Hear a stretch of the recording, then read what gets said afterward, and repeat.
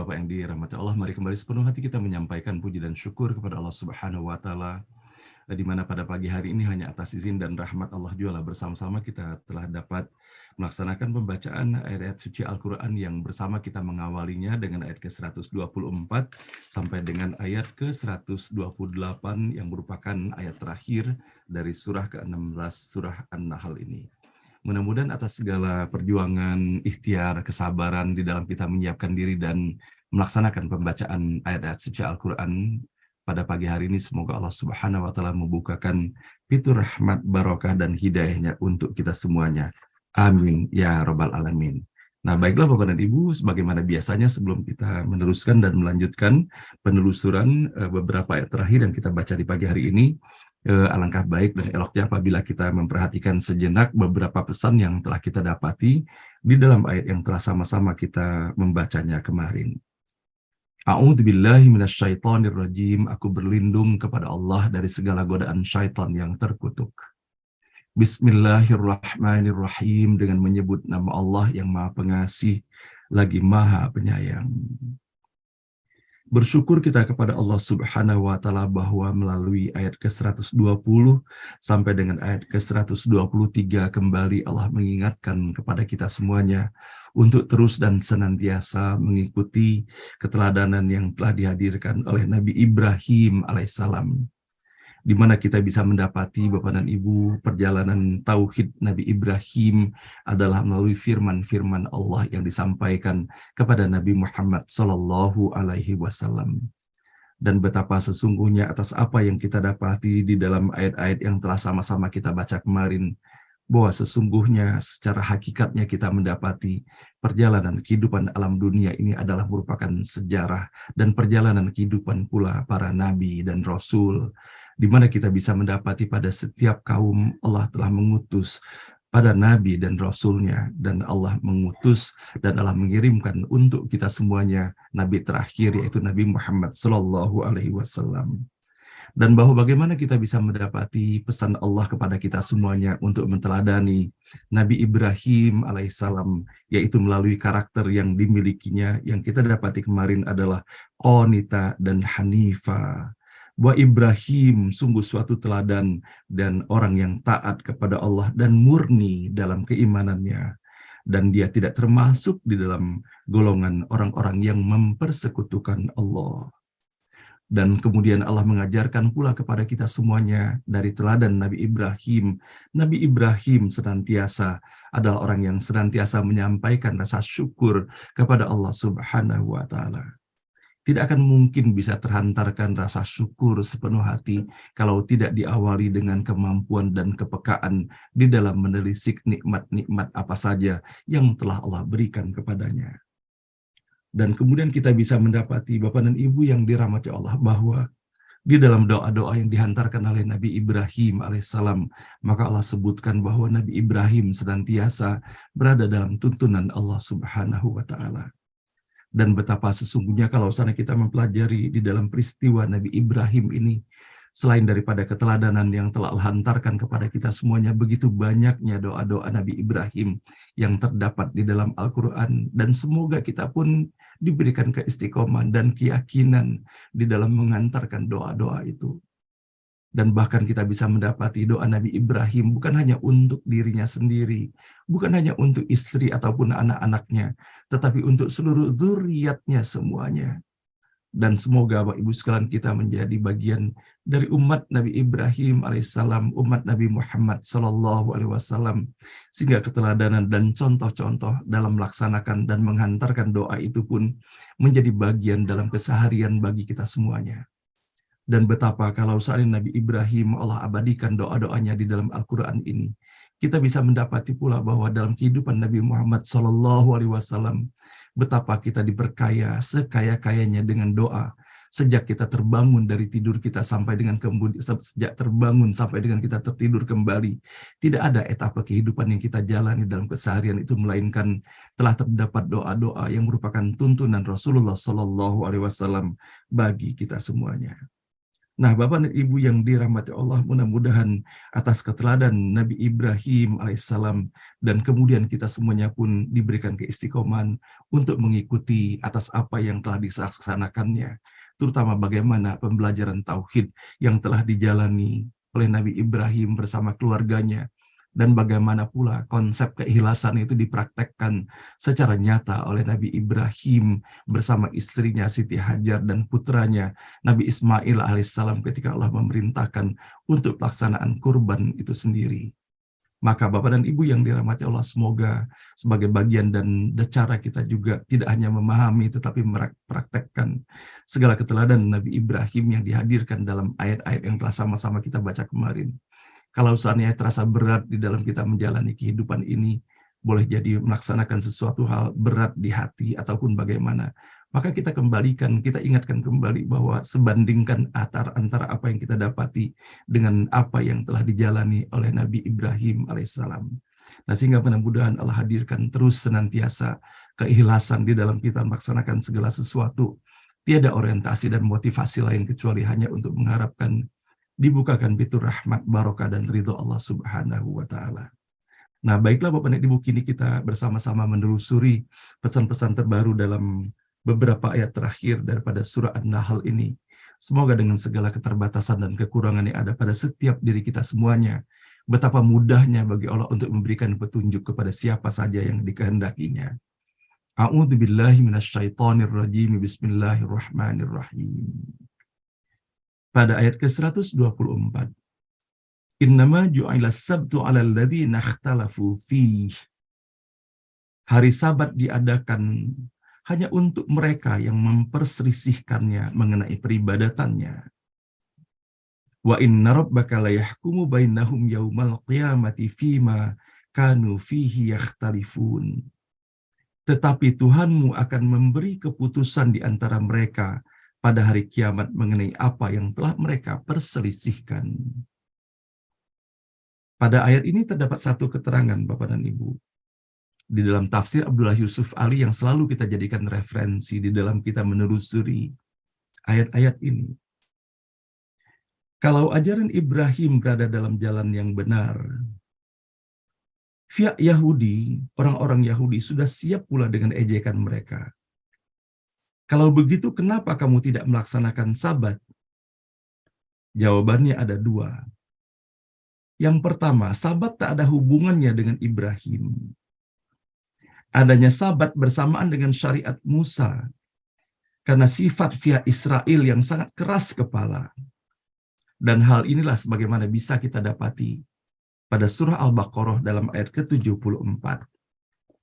Di mana kalau seandainya kita memperhatikan atas apa yang Allah sampaikan dalam surah Al-Baqarah pada ayat ke-74 ini, Allah Subhanahu wa Ta'ala berfirman, kemudian hati kamu menjadi keras, sudah seperti batu, bahkan lebih keras lagi. Karena dari batu itu masih dapat memancar sungai-sungai, dan di antaranya ada yang jatuh karena takutnya kepada Allah. Dan Allah tidak lengah terhadap apa yang kamu lakukan. Maka kita berlindung kepada Allah Subhanahu wa Ta'ala, semoga kita tidak termasuk dalam kategori yang disebutkan di dalam ayat ke-74 ini, bahwa ketika Allah menyampaikan bahwa hati mereka lebih keras daripada batu itu. Sebagaimana kita bisa mendapati, Bapak dan Ibu, bukankah sebagaimana halnya kita bisa mendapati begitu banyaknya di tempat-tempat wisata misalnya, tempat-tempat air terjun, bahwa di balik bebatuan yang keras itu, Allah alirkan air yang jernih. Dan kemudian kita pun mencintainya dan menyukainya dikarenakan keindahannya. Atau sebaliknya, bahwa bagaimana di dalam ayat tadi itu digambarkan bahwa kita bisa mendapati bahwa batu itu, kadang-kadang Allah biarkan dia bergulir, sehingga sampai dengan gulirannya itu bisa mencapai kepada muara. Itulah mengalir dalam kehendak Allah Subhanahu wa Ta'ala. Maka sebaliknya, kalau kita memperhatikan bahwa ketika digambarkan seseorang itu bahwa hatinya lebih keras daripada batu, maka tidak ada sama sekali kebaikan daripadanya. Maka kita bisa mendapati pula bahwa di dalam keterangan kelanjutannya, maka jawaban atas kenapa sesungguhnya mereka tidak melaksanakan Sabat itu. Sabat tidak ada hubungannya dengan Nabi Ibrahim. adanya sabat hanya bersamaan dengan syariat Musa. Mereka selalu mengadakan perbantahan dengan nabi mereka sendiri. Dan di kalangan mereka pun orang selalu melakukan pelanggaran hari Sabat itu sendiri. Sebagaimana kita dapati Bapak Ibu sekalian bahwa di dalam kita menelusuri pesan-pesan dan ayat-ayat Allah dalam peristiwa Sabat itu sendiri. Walaupun telah ditetapkan kepada mereka bahwa pada hari Sabat itu mereka dilarang untuk melaut, dilarang mereka untuk mencari ikan itu. Namun mereka terus berupaya merekayasa dan bahkan bagaimana di antara rekayasa yang mereka lakukan itu pada hari Jumatnya. Sebelum tiba hari Sabtu itu, mereka sudah memasang jaring-jaring itu. Sehingga harapannya ketika ikan-ikan itu melimpah pada hari Sabtu itu, maka kemudian ikan itu akan tersangkut pada jaring-jaring mereka. Betapa rekayasa-rekayasa mereka lakukan untuk menunjukkan bahwa tidak sepenuhnya mereka bisa mentaati atas apa larangan yang telah disampaikan kepada mereka. Kemudian kita bisa mendapati pula di dalam uraian tafsir Abdullah Yusuf Ali ini. Hari Sabat mana yang benar? Orang Yahudi mengadakannya hari Sabtu, sedangkan orang-orang Kristen yang juga memasukkan perjanjian lama ke dalam kitab suci mereka, merayakannya hari Minggu. Dan satu sekta di antara mereka tidak setuju dan mereka merayakannya hari Sabtu. Di kalangan ahli kitab itu memang tidak ada kesepakatan. Biarlah mereka saling berbantah di antara golongan mereka sendiri. Perselisihan mereka tidak akan kunjung habisnya sampai hari kiamat. Sementara kaum muslimin bebas dari segala ikatan yang begitu keras itu. Buat mereka memang ada hari doa bersama pada hari Jumat, tetapi itu tidak punya arti seperti Sabat orang Yahudi. Pada ayat berikutnya, Ud'u ila sabili rabbika bil hikmati wal mau'izatil hasanah wajadilhum billati hiya ahsan. Ajaklah mereka, serulah mereka ke jalan Tuhanmu dengan bijaksana dan penyampaian pesan yang baik, dan bantahlah mereka dengan cara yang terbaik. Inna rabbaka huwa a'lamu biman dhalla an sabilihi wa huwa a'lamu bil muhtadin. Allah lebih mengetahui siapa yang sesat dari jalannya dan siapa yang mendapatkan petunjuk. Ayat ke-126. Wa in aqabtum fa'aqibu bimisli ma uqibtum bih. Dan jika kamu membalas siksaan mereka, balaslah sebanding dengan siksaan yang ditimpakan kepadamu. Wala in sabartum lahuwa khairul lis-sabirin. Tetapi jika kamu bersabar dan tabah, maka itulah yang terbaik. Ayat ke-127. Wasbir wa ma sabruka illa billah wala tahzan alaihim wala taku fi dhaiqim mimma yamkurun. Dan sabarlah, dan kesabaranmu hanya dari Allah. Dan janganlah bersedih hati terhadap mereka. Dan jangan pula merasa kesal karena tipu daya yang mereka rencanakan. Ayat terakhir. Innallaha ma'al ladzina taqaw wal ladzina hum muhsinun. Sungguh Allah bersama mereka yang bertakwa dan mereka yang mengerjakan amal kebaikan. Shadaqallahul azim. Maha benar dan maha agung Allah dengan segala firman-Nya. Betapa bersyukurnya kita kepada Allah Subhanahu wa Ta'ala bahwa di dalam 5 ayat terakhir yang kita dapati dalam surah An-Nahl ini, begitu syaratnya pesan Allah untuk kita semuanya. Begitu dalamnya kasih sayang Allah kepada kita, dituntunnya kita sedemikian rupa. Dengan rapihnya, dengan sabarnya. Yang diawali dengan ayat yang kita baca pada pagi hari ini bahwa betapa pada kaum terdahulu kepada orang-orang Yahudi dan Nasrani yang telah diutus Nabi secara khusus kepada mereka. Begitu banyaknya bahkan Nabi dan Rasul yang diutus kepada mereka. Di antaranya Nabi Musa, Nabi Isa yang diamanahkan kepada mereka berdua untuk Allah hantarkan kitab suci Taurat dan Injil itu.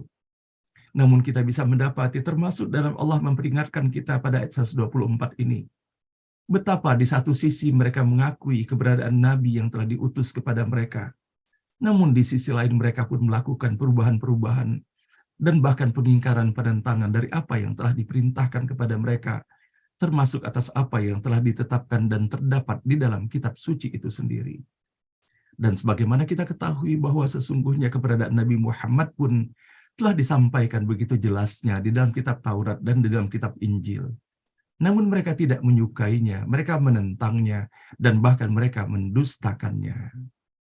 Semoga Bapak dan Ibu yang dirahmati Allah, ketika kita bersyukur bahwa kita menjadi umat Nabi Muhammad SAW, jangan sampai kita termasuk dalam kategori orang-orang Yahudi dan Nasrani yang melakukan pendustaan itu.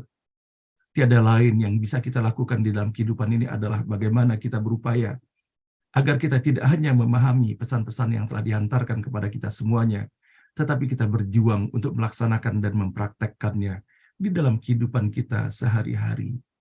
Dan semoga kita semuanya dijauhkan dari kelompok orang-orang yang memperselisihkan, mempertanyakan, dan meragukan apa-apa yang telah terdapat di dalam kitab suci yang telah dihantarkan kepada mereka semuanya. Dan semoga dengan sepenuh hati kita melaksanakan keimanan kepada Allah Subhanahu wa Ta'ala dan kepada Nabi dan Rasul, dan terutama di dalam kita mengimani pula pesan-pesan Allah yang dihadirkan di dalam Al-Quran ini. Nah, pada pagi hari ini Bapak dan Ibu yang dirahmati Allah, kita bisa mendapati pesan yang luar biasa. Ketika kita memasuki surah An-Nahl, rasanya tidak sabar sesungguhnya Bapak dan Ibu ketika mendapati bahwa bagaimana di dalam surah An-Nahl ini terdapat sebuah ayat yang sangat indah, dan itulah yang terdapat di dalam ayat ke-125 pada surah An-Nahl ini.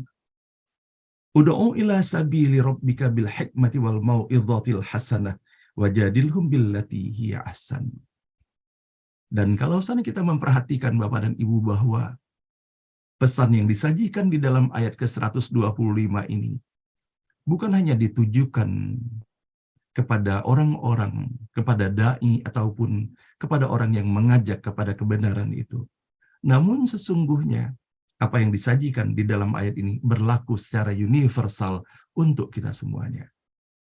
Dan kalau kita memperhatikan Bapak dan Ibu bahwa bagaimana Rasulullah SAW begitu banyaknya menyampaikan pesan dan keteladanan bagi kita semuanya bahwa bagaimana cara yang terbaik di dalam menyampaikan pesan-pesan kebaikan dan juga di dalam melaksanakan dakwah itu sendiri. Kalau kita memperhatikan bahwa bagaimana ayat 125 ini menjadi sumber dan menjadi akar daripada konsep-konsep dakwah dan penyampaian pesan-pesan kebaikan di dalam kehidupan ini. Bahwa betapa sesungguhnya Allah telah memberikan tuntunan kepada kita semuanya. Maka di balik perintah Rasulullah SAW, "Balighu anni walau ayah." Sampaikanlah dariku walaupun satu ayat, maka sesungguhnya apa yang kita dapati di dalam ayat 125 ini adalah merupakan tuntunan yang sangat efektif dengan nilai-nilai yang sangat tinggi, yang penuh kemuliaan di dalamnya apabila kita bisa memahami di dalam menerapkannya. Ketika kita membaca dari apa yang disajikan pula melalui ulama kita Muhammad Ali Al-Hashimi, beliau mengatakan, seorang da'i muslim tidak hanya pandai dan cerdas dalam memberikan nasihat, tetapi dia harus pandai dan cerdas di dalam menyampaikan nasihatnya dan bijaksana dalam mengajak manusia kepada kebenaran. Perlahan-lahan dalam mengajar mereka mengenai hukum-hukum agama. Hal ini terkait dengan ayat yang kita baca pada pagi hari ini. Dan kalau kita memperhatikan Bapak dan Ibu di dalam ayat ini bahwa ada 3 cara yang kita lakukan.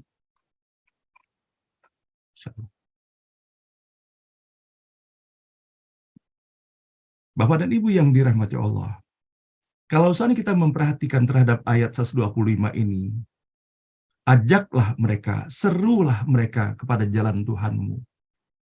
Maka sesungguhnya bagaimana Allah menyajikan dalam hal ini ada 3 kategori yang kita lakukan.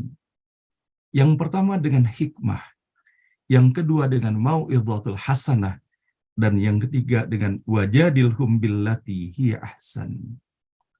Kalau kita memperhatikan yang pertama adalah dengan hikmah, yang kedua dengan mau'idhatul hasanah, dan kemudian yang ketiga Kalau seandainya kita harus berdebat dengan mereka, ataupun berdiskusi lebih tepatnya, maka berdiskusi dengan yang terbaik.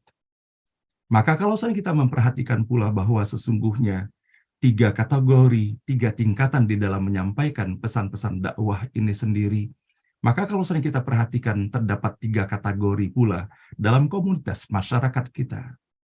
Yang pertama tentunya adalah masyarakat secara umumnya. Dan kemudian yang kedua adalah kalangan cerdik cendekia ataupun para intelektual.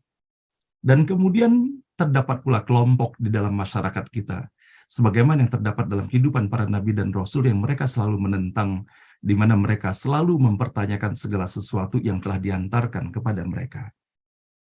Maka kalau kita memperhatikan di dalam ayat ini, maka yang pertama yang paling tinggi tingkatannya adalah bagaimana di dalam kita menyampaikan dakwah itu adalah menyampaikan nilai-nilai kebijaksanaan dan dengan cara bijaksana pula tentunya.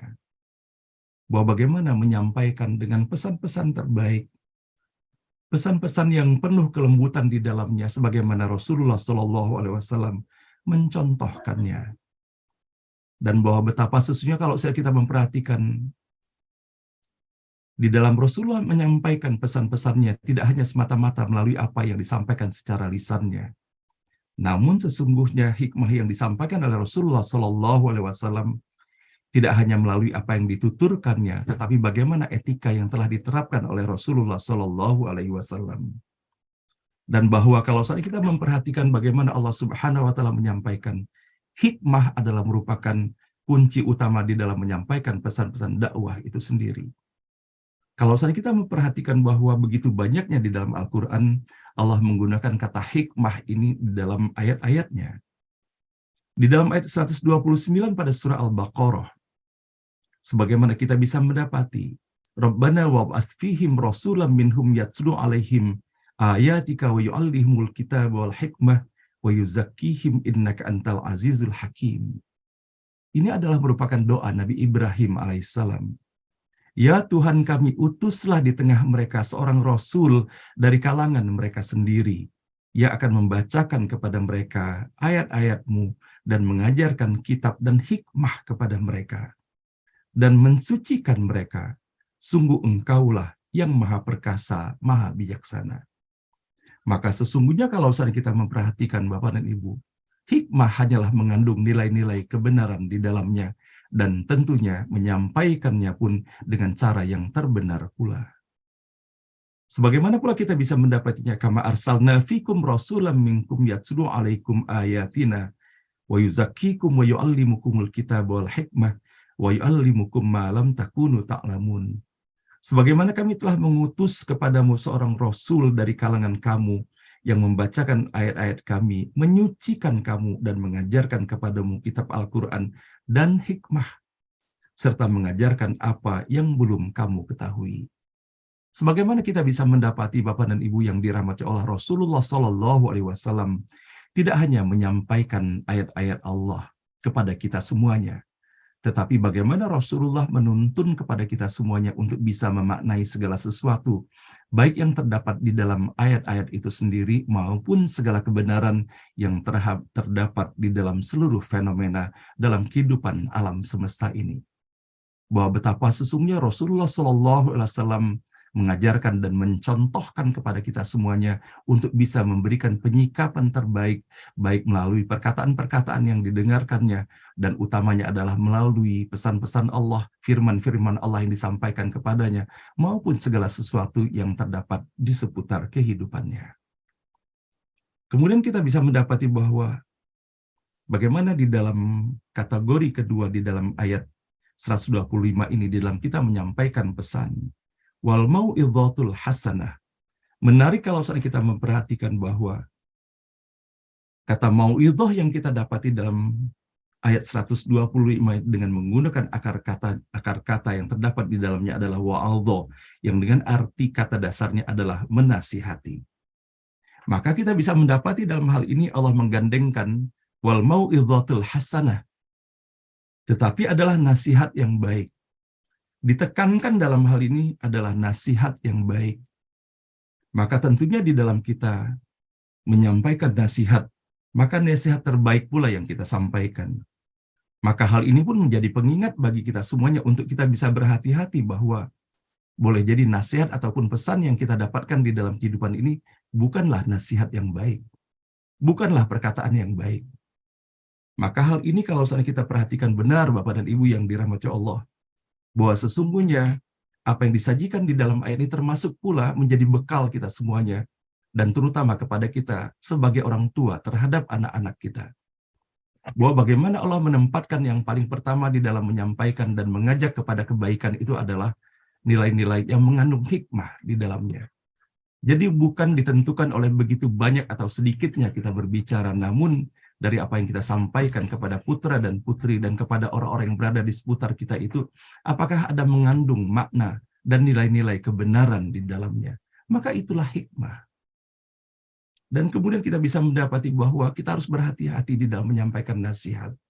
Karena boleh jadi nasihat yang kita sampaikan bukanlah nasihat yang baik. Dan begitu pun ketika kita meminta nasihat daripada seseorang, seksama pula kita menilainya. Apakah hal itu adalah nasihat yang baik atau jangan-jangan hal itu mengandung nilai-nilai keburukan di dalamnya dan bahkan menjerumuskan kita untuk kepada sesuatu yang lebih buruk lagi. Namun bagaimana sesungguhnya universalitas yang kita bisa dapati di dalam ayat ini? Bahwa di dalam perjalanan kehidupan ini tidak selalu kita berada dan berkomunikasi dan berinteraksi dengan orang-orang yang sesuai, dengan yang sepadan, dan bisa dalam frekuensi yang sama. Sebagaimana dalam kehidupan Rasulullah SAW betapa orang-orang Yahudi dan Nasrani terus berusaha melakukan penentangan terhadap apa yang disampaikan oleh Rasulullah SAW. Maka Allah menyampaikan kepada Rasulullah bahwa bagaimana cara menyikapi mereka. Maka wajadilhum billati hiya ahsan. Kita bisa mendapati, Bapak dan Ibu sekalian, bahwa betapa urutannya. Ketika tadi kita mendapati wal mau'idhatul hasanah, tetapi ketika wajadilhum, maka Allah gunakan kata ahsan di sana. Artinya menunjukkan apa yang bisa kita tangkap di sini. Untuk menyampaikan nasihat, maka nasihat itu adalah dengan nasihat yang baik, dengan cara yang baik, pada timing yang baik, ekspresi yang baik. Maka segala kebaikan harus dikumpulkan di sana, baru efektif nasihat itu. Tetapi ketika kita harus berdiskusi dengan mereka yang menentang ataupun meragukan terhadap kebenaran yang terdapat di dalam Al-Quran, maka betapa Allah mengingatkan kepada kita harus dengan cara yang terbaik. Harus cara yang terbaik yang kita lakukan di dalam berdiskusi dengan orang-orang yang meragukan terhadap keberadaan Al-Quran, ataupun yang melakukan arguing ataupun menentang terhadap nilai-nilai kebenaran yang disampaikan itu. Nah, Bapak dan Ibu yang dirahmati Allah, ketika kita mendapati dalam ayat ini bahwa ketika orang yang mengajak berdebat, kemudian Allah sampaikan, kita harus menggunakan cara terbaik kita. Inna rabbaka huwa a'lamu biman dhalla an sabilihi wa huwa a'lamu bil muhtadin. Dan Allah mengetahui siapa yang sesat daripada jalannya dan siapa yang mendapatkan petunjuknya. Dan sebagaimana kita dapati Allah Subhanahu wa taala mengajarkan kepada kita semuanya, sebagaimana kita dapati dalam surah Al-Furqan pada waktu itu, bahwa kalau saatnya kita mendapati orang-orang yang menggunakan kata-kata buruk kepada kita, maka cukuplah kita berlalu dari mereka dengan sebaik-baiknya. Tidak perlu kita melanjutkan perdebatan, apalagi yang menghantarkan hal itu kepada pertengkaran terhadapnya. Nah, Bapak dan Ibu yang dirahmati Allah, bahwa betapa sesungguhnya inilah yang Allah sampaikan kepada kita semuanya. Sehingga ketika kita menginginkan kebaikan kepada seseorang, maka ini yang menjadi pedomannya, baru kemudian pesan-pesan yang kita sampaikan itu menjadi bermanfaat keberadaannya. Dikarenakan boleh jadi, Bapak Ibu sekalian, saya pun ingin menasihati kepada diri saya sendiri, dan semoga kita semuanya bisa melihat kembali ke dalam diri kita bahwa sesungguhnya di dalam interaksi, di dalam keseharian kita, kepada orang terdekat kita, kepada orang berada di seputar kita, kepada suami atau istri, ataupun kepada putra dan putri, kepada sahabat-sahabat kita, kepada tetangga kita, dan kepada siapapun yang kita jumpai dalam kehidupan ini. Apakah sesungguhnya yang terjadi pada diri kita? Apakah keinginan kita hanya sekedar menghantarkan segala sesuatu yang berada di dalam kepala kita atau di dalam dada kita? Ataukah kita menginginkan kebaikan itu terdapat padanya? Adakah kita menginginkan kebaikan yang ingin kita sampaikan itu menjadi sesuatu yang bisa diterima dengan baik? Nah, hal inilah yang seringkali kita bisa mendapati dalam kehidupan ini. Kita merasa bahwa kita memiliki sesuatu yang baik, namun kita tidak memperhatikan sudahkah kita menggunakan cara yang terbaik di dalam menyampaikannya. Dikarenakan seringkali boleh jadi terjadi miskomunikasi, itu terjadi dikarenakan kita menyampaikannya dengan cara yang tidak baik. Sama seperti halnya ketika kita menyampaikan pesan-pesan untuk putra dan putri kita. Tentunya kita meyakini bahwa tidak ada pesan yang tidak baik yang ingin disampaikan oleh orang tua kepada putra dan putrinya. Namun kadangkala kita kurang bijak dalam hal ini. Padahal Allah mengajarkan kepada kita menyampaikan itu dengan hikmah. Hikmah itu adalah kebijakan sesungguhnya. Kebijakan itu adalah puncak daripada segala kebenaran di dalamnya. Maka kita bisa mendapati pula bahwa bagaimana perbedaan mendasar di dalam 3 metodologi ini. Ketika Allah menyampaikan pesan, menyampaikan kebaikan itu dengan hikmah, Allah tidak mengikuti keterangan di dalamnya, hanya cukup satu hikmah. Tetapi ketika menyampaikan nasihat, Allah sebutkan wal mau'izatul hasanah, nasihat yang baik. Apalagi ketika harus berdiskusi ataupun menjawab segala sesuatu yang mereka proteskan, maka gunakan cara yang terbaik.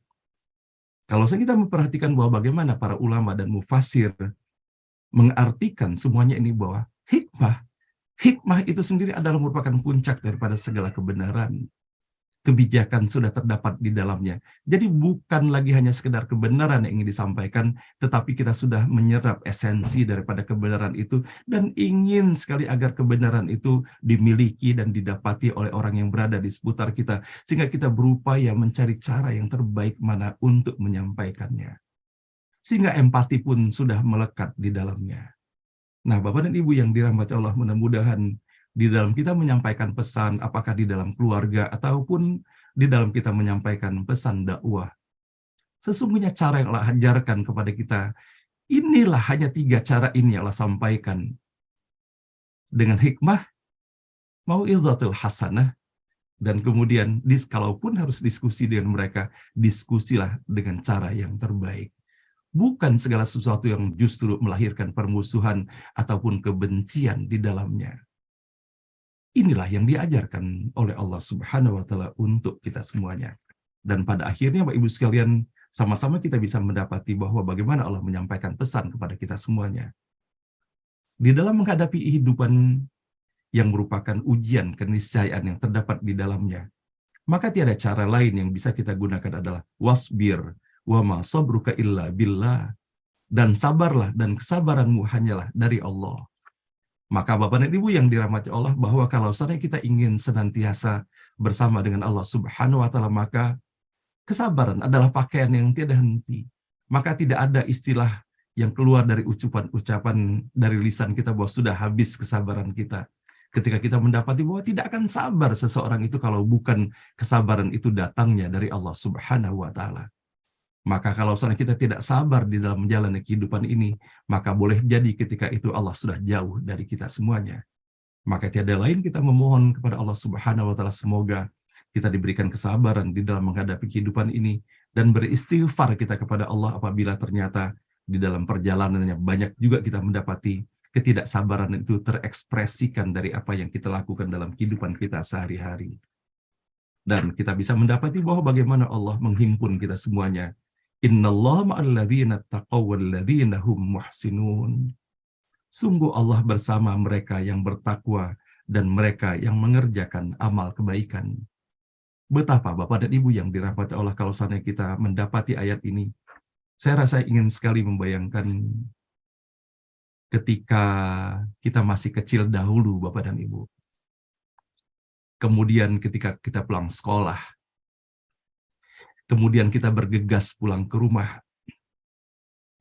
Kemudian betapa bahagianya ketika kita mendapatkan dekapan dan belayan dari ibu kita ketika itu. Dan betapa kemudian, walaupun kita belum menikmati makanan pada saat itu, tetapi betapa bahagianya kita berada dalam dekapan ibu kita. Yang boleh jadi pada saat itu tidak kita rasakan, tetapi ketika kita mengenangnya, ternyata begitu damainya kita merasakan dalam suasana yang demikian. Padahal kita menyadari dan mengetahui bahwa ibu kita adalah diciptakan oleh Allah Subhanahu wa Ta'ala. Dan pada pagi hari ini menjadi penutup dari ayat yang kita baca dalam surah An-Nahl ini, Allah sampaikan kepada kita semuanya. Innallaha ma'alladzina taqaw walladzina hum muhsinun. Sungguh Allah bersama mereka yang bertakwa dan mereka yang mengerjakan amal kebaikan. Dan ayat ini diawali dengan perintah Allah, wasbir, bersabarlah, tabahlah di dalam menghadapi segala sesuatu di dalam kehidupan ini. Shadaqallahul azim, maha benar dan maha agung Allah dengan segala firman-Nya. Subhanaka la ilma lana illa ma 'allamtana innaka antal alimul hakim. Maha suci Allah Subhanahu wa Ta'ala. Tidak ada ilmu apapun pada setiap diri kita semuanya, Bapak dan Ibu, kecuali hanya atas izin Allah Subhanahu wa Ta'ala, atas apa yang Allah ajarkan kepada kita semuanya. Mohon maaf lahir dan batin Bapak dan Ibu, semoga apa yang kita telusuri bersama-sama pada pagi hari ini, terutama kita mendapatkan kesan yang sangat mendalam melalui ayat 125 sampai dengan akhir daripada surah ini. Semoga Allah benar-benar tidak hanya memberikan kesan yang sangat mendalam, semoga Allah berikan keistiqomahan bagi kita semuanya untuk bisa mempraktekkannya di dalam kehidupan kita sehari-hari. Dikarenakan Allah Al-Latif, Allah itu maha lembut, dan Allah Al-Hakim, Allah maha bijaksana. Maka apabila kita di dalam menelusuri jalan-jalan Allah, maka tentunya kita menerapkan atas apa yang disajikan dalam pesan-pesan dalam ayat 125 ini sebaik-baiknya. Amin ya rabbal alamin. Nah, baiklah Bapak dan Ibu yang dirahmati Allah, semoga melalui setiap huruf, setiap kata dan ayat yang kita baca di pagi hari ini, Allah Subhanahu wa Ta'ala membukakan pintu rahmat, barokah dan hidayahnya serta ridhonya untuk kita semuanya. Amin ya rabbal alamin.